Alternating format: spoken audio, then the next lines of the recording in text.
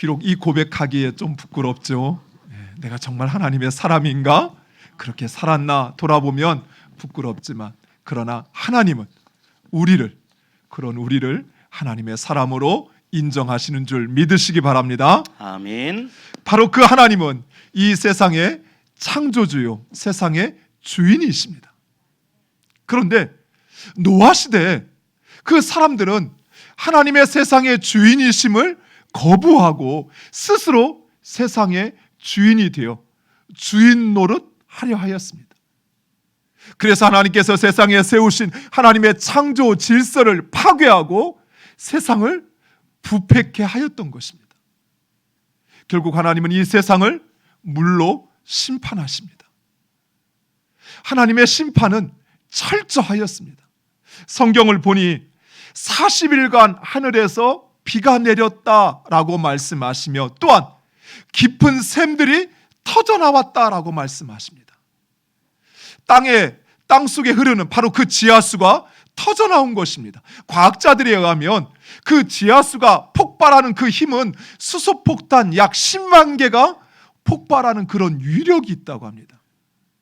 뿐만 아니라 화산과 지진과 그로 말미암은 해일이 온 세상을 150일간 뒤덮었던 것입니다. 최근 튀르키예에서 일어난 2번의 지진으로 인하여 튀르키예와 시리아는 거의 초토화되듯이 그 모든 건물들이 다 무너져 버렸습니다. 하나님의 심판은 장마나 태풍과는 비교할 수 없는 그야말로 재앙이었으며 심판이었습니다. 그리고 하나님은 노아의 방주를 통해 이 세상의 주인이 하나님이라는 사실을 깨닫게 하십니다. 즉, 우리의 살고 죽는 것이 바로 하나님의 손에, 누구의 손에? 하나님의 손에 달려있는 것입니다.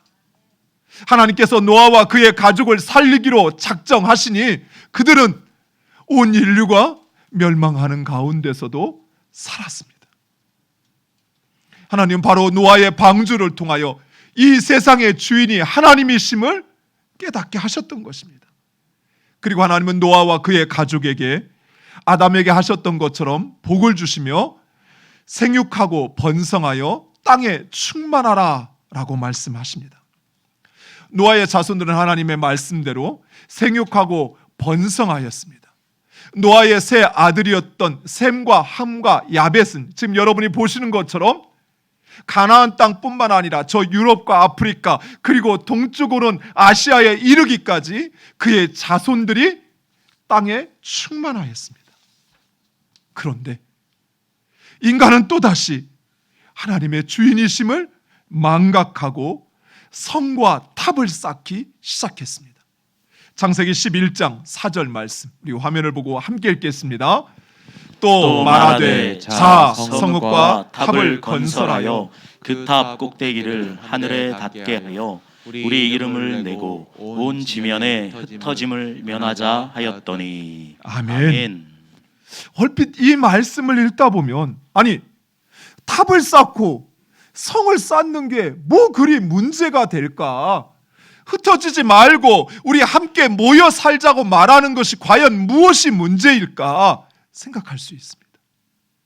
그런데 당시 성과 탑을 쌓는 바로 그 사람들의 목적과 의도를 생각하면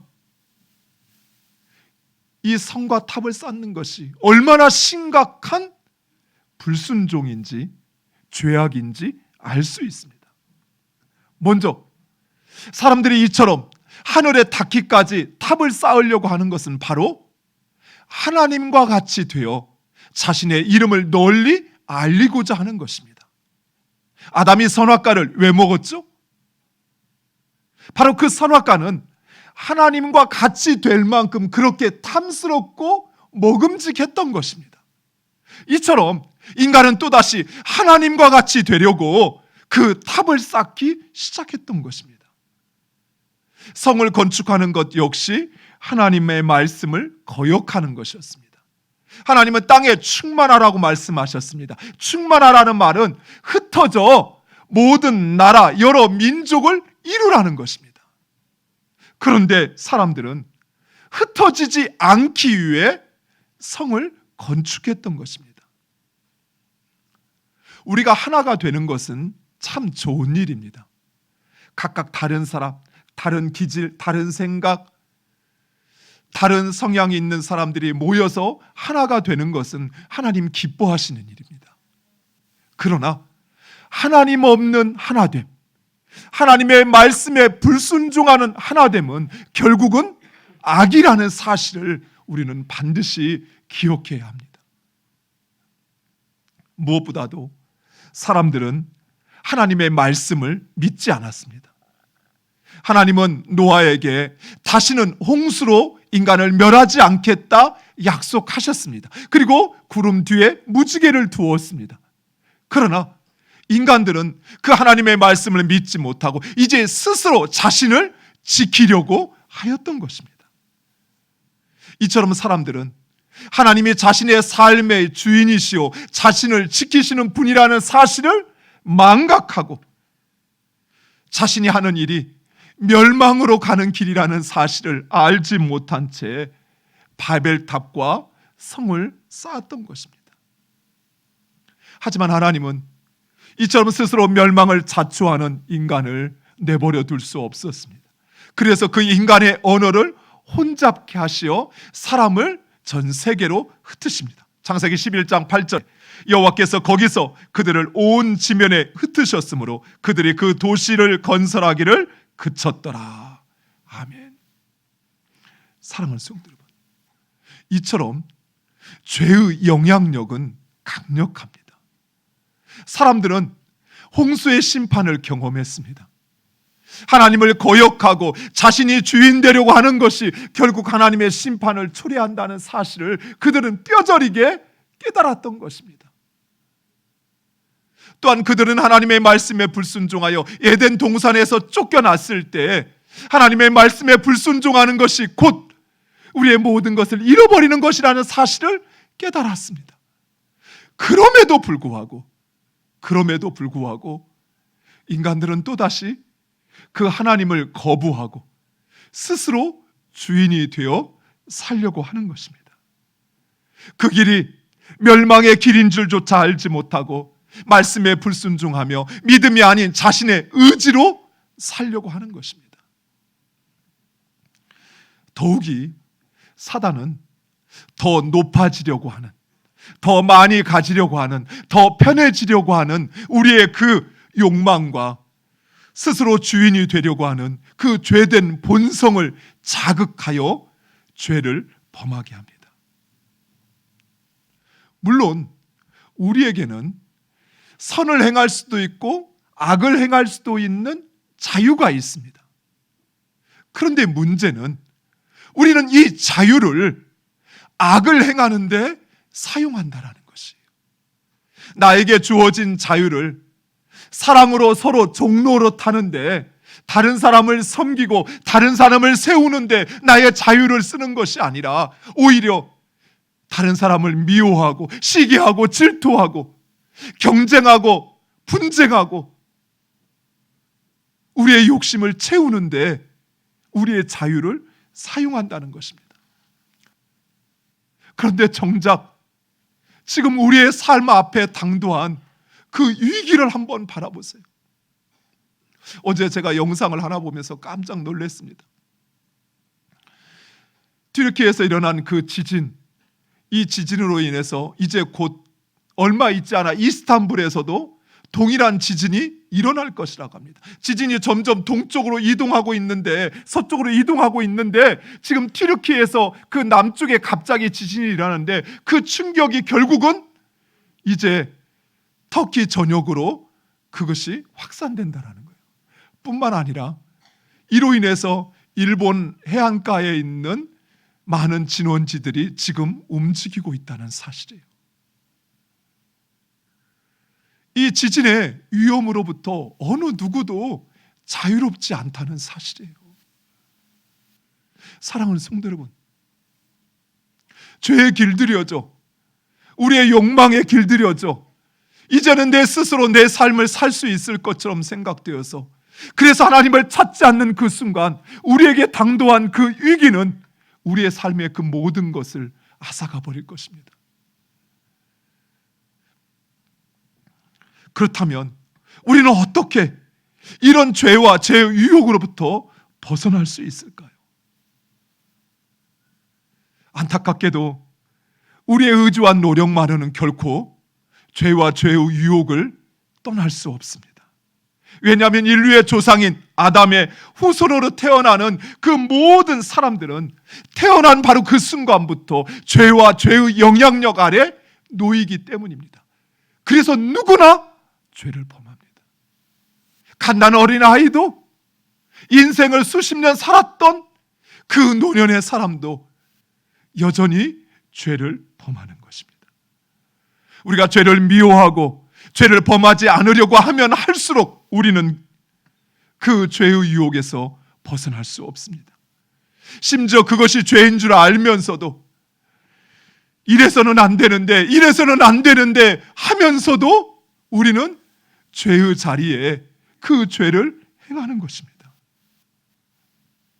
그래서 바울 사도는 이렇게 괴로워합니다. 로마서 7장 23절과 24절 우리 함께 읽겠습니다. 내 지체 속에서 한 다른 법이 내 마음의 법과 싸워 내 지체 속에 있는 죄의 법으로 나를 사로잡는 것을 보는도다. 오호라, 나는 곤고한 사람이로다. 이 사망의 몸에서 누가 나를 건져내랴. 아멘. 사랑하는 성도 여러분, 바울은 어렸을 때부터, 태어나는 순간부터 히브리인이었습니다. 또한 그는 어렸을 때부터 율법을 철저히 지킨 바리새인이었습니다. 그런 바울조차도 자신 안에 있는 이 성령의 소욕과 육체의 소욕이 싸워서 결국에는 육체의 소욕이 하나님의 말씀대로 살려고 하는, 우리를 끌어내려 죄를 범하게 하는 그 자신의 현실 앞에 이처럼 괴로워하고 한탄하고 있는 것입니다. 그렇습니다. 우리의 힘과 의지만으로는 결코 이 죄와 죄의 유혹을 벗어날 수 없습니다. 그래서 하나님은 인간 스스로는 결코 해결할 수 없는 그 죄의 문제를 해결하고 죄의 영향력으로부터 우리를 자유케 하시기 위하여 인간을 구원하시기 위한 구원 프로젝트를 준비하십니다. 그리고 그 구원 프로젝트를 실행하시기 위하여 하나님은 한 사람, 바로 아브라함을 선택하시고 아브라함을 부르십니다. 창세기 12장 1절과 2절 우리 화면을 보고 함께 읽겠습니다. 여호와께서 아브라함에게 이르시되 너는 너의 고향과 친척과 아버지의 집을 떠나 내가 내게 보여줄 땅으로 가라. 내가 너로 큰 민족을 이루고 내게 복을 주어 내 이름을 창대하게 하리니 너는 복이 될지라. 아멘. 아브라함은 노아의 10대 손이었습니다. 10대 손 자손이었습니다. 그리고 데라의 첫째 아들이었습니다. 그런데 이 데라는 갈대아 우르라고 하는 그 지역에 살면서 우상을 만들고 우상을 섬기는 일을 하였습니다. 따라서 아브라함도 그 아버지의 일을 따라 그 일을 행하였던 것입니다. 그런데 하나님은 바로 이 아브라함을 부르시어 인류 구원의 프로젝트를 실행하십니다. 왜 하나님은 다른 사람도 아닌 아브라함을 선택하셨을까요? 하나님은 왜 아브라함을 부르시어 구원의 계획을 이루어가게 하셨을까요? 안타깝게도 성경은 그 답을 말하지 않습니다. 다만 아브라함을 선택하신 것은 하나님의 주권적인 결정이요 은혜로운 선택이라는 사실입니다. 즉 아브라함이 하나님이 선택할 만한 그 자격이나 조건을 갖추어서 선택하신 것이 아니라 하나님의 자의적인 결정이었습니다. 그리고 아브라함에게는 은혜로운 선택이었던 것입니다. 사랑하는 성도 여러분, 우리 역시 마찬가지입니다. 하나님께서 우리를 선택하시고 하나님의 자녀로, 하나님의 백성으로, 하나님을 알고 예수 그리스도를 믿게 하신 것은 오직 하나님의 주권적인 결정이요 하나님의 은혜로운 선택입니다. 못 믿으시는 것 같아요. 세상에 나보다 잘난 사람, 나보다 일 잘하는 사람, 나보다 하나님의 일 더 멋지게 하는 사람 너무나도 많습니다. 사랑하는 성도 여러분, 이 세상에 하나님께서 우리를 선택하신 것, 그것은 오직 하나님의 주권적인 결정이요 우리에게는 은혜로운 선택인 줄 믿으시기 바랍니다. 아멘. 따라서 우리는 바로 그 하나님의 은혜를 찬양할 뿐입니다. 따라서 우리는 바로 그 우리를 구원하신 그 하나님을 영광 돌릴 뿐이라는 사실이에요. 우리에게 다른 어떤 은혜가 주어져서, 우리에게 다른 무엇인가 주어져서 그래서 그 하나님을 찬양하고 예배하는 것이 아니라 나를 선택하신, 아무 조건 없는 그런 나를 선택하신 하나님, 바로 그 하나님을 찬양하고 그 하나님을 영광 돌리는 것이 우리의 본분인 줄 믿으시기 바랍니다. 아멘. 그런데 하나님께서 아브라함을 선택하신 그 이유는 말씀하시지 않으시는데 아브라함을 선택하신 그 목적은 우리에게 알게 하십니다. 말씀 띄워주시죠. 예, 우리 창세기 18장 19절 함께 읽겠습니다. 내가 그로 그 자식과 건속에게 명하여 여호와의 도를 지켜 의와 공도를 행하게 하려고 그를 택하였나니 이는 나 여호와가 아브라함에게 대하여 말한 일을 이루려 함이니라. 아멘. 그렇습니다. 하나님과 아브라함과 그 아브라함의 자손을 선택한 것, 그것은 바로 여호와의 도를 지키고 의와 공도를 행하게 하시기 위해서, 즉 이 말은 하나님의 나라를 이루시기 위하여 하나님의 백성으로 삼으셨다는 것입니다. 즉 하나님께서 아브라함을 하나님께서 택하시고 그리고 하나님께서 부르신 그 이유는 바로 아브라함을 통하여 하나님의 나라를 이루시기를 원하시는 것입니다. 그리고 하나님은 아브라함과 언약을 맺어 그 하나님의 약속과 계획을 확정하십니다. 우리가 오늘 본문 삼았던 17장 7절과 8절 함께 읽겠습니다. 내가 내 언약을 너와 너 및 내 대대 후손 사이에 세워서 영원한 언약을 삼고 너와 내 후손의 하나님이 되리라. 내가 너와 내 후손에게 내가 거류하는 이 땅 곧 가나안 온 땅을 주어 영원한 기업이 되게 하고 나는 그들의 하나님이 되리라. 아멘. 이 언약을 통해 이제 아브라함과 그의 후손은 하나님의 백성이 되었습니다. 그리고 하나님은 그들의 왕, 하나님이 되신 것입니다. 즉 하나님은 이제 아브라함과 그의 후손의 하나님, 왕이 되시어서 그의 기업과 그리고 그의 삶을 책임져 주십니다. 그리고 하나님은 그 언약의 증표로 아브라함과 아브라함의 모든 권속들에게 할례를 행하라 하십니다. 사랑하는 성도 여러분, 우리도 이와 똑같은 방식으로 하나님의 백성이 되었습니다. 하나님께서 아브라함과 언약을 맺으신 것처럼 하나님께서 예수님과 언약을 맺으셨습니다. 내가 하나님과 언약을 맺은 것이 아니에요. 예수님께서 친히 자신을 제물로, 제사장이 되어 자신을 제물로 드리심으로써 하나님과 언약을 맺었습니다. 무엇 때문에?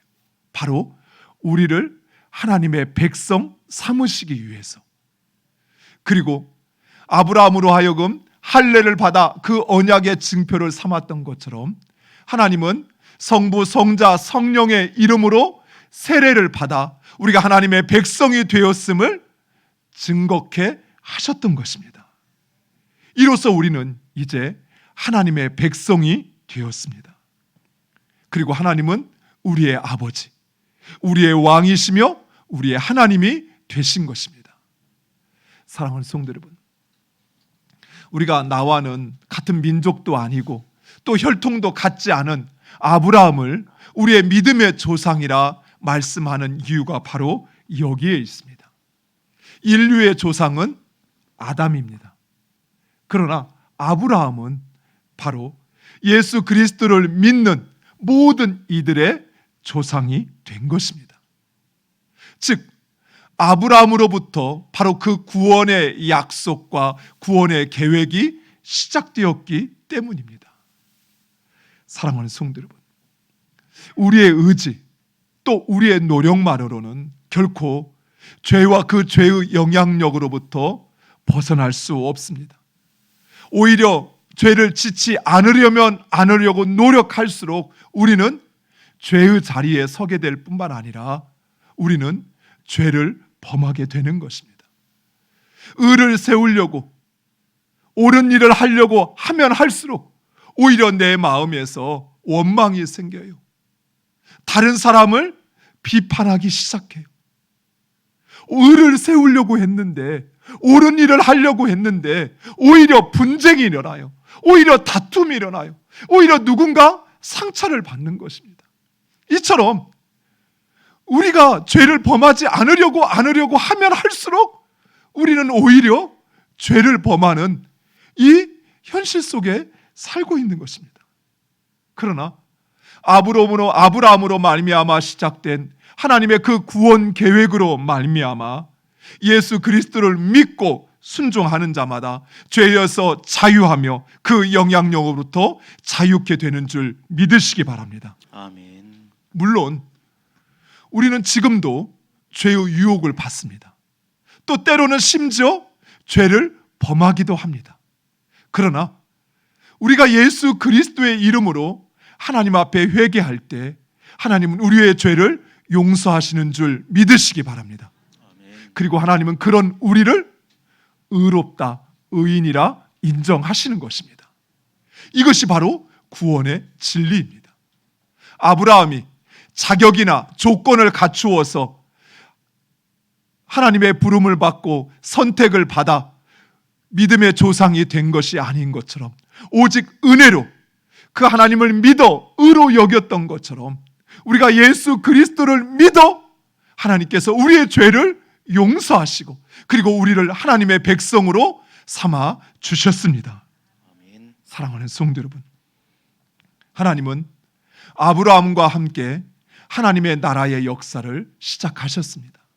그리고 이제 하나님의 백성된 우리들, 바로 나를 통해서 하나님은 그 하나님 나라를 이루어가기를 원하시는 것입니다. 아멘. 사랑하는 성도 여러분, 이제는 바로 그 하나님의 백성이 되어 하나님 나라를 살아가는 여러분 되시기를 간절히 축원드립니다. 아멘.